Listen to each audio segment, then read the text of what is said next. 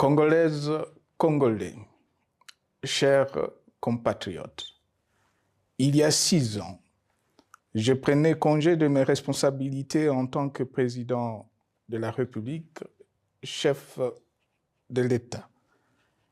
Et fait inédit dans notre pays, en près de 60 ans d'indépendance. J'ai passé pacifiquement la main à un nouveau chef d'État.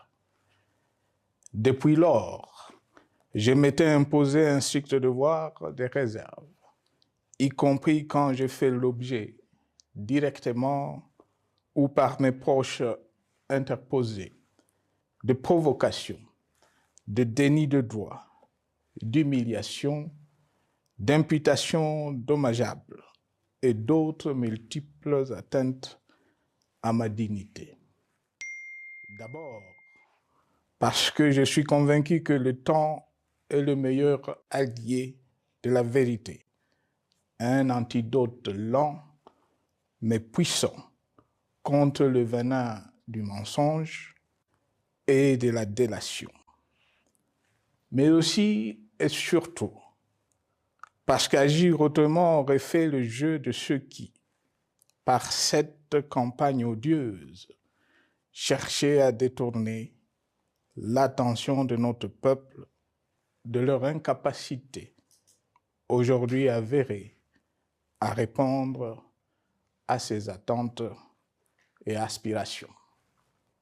J'ai enfin décidé de briser ce long silence, de sortir de ma réserve et de m'adresser à vous parce que l'enjeu est de taille. Il est même existentiel. Non pas pour ma famille politique ou biologique, moins encore pour ma modeste personne, mais plutôt pour la nation congolaise et pour l'avenir de notre cher et beau pays. J'ai décidé de briser le silence parce qu'au vu de la situation que traverse notre pays, continuer à me taire m'aurait rendu poursuivable devant le tribunal de l'histoire pour non-assistance à plus de 100 millions de compatriotes en danger.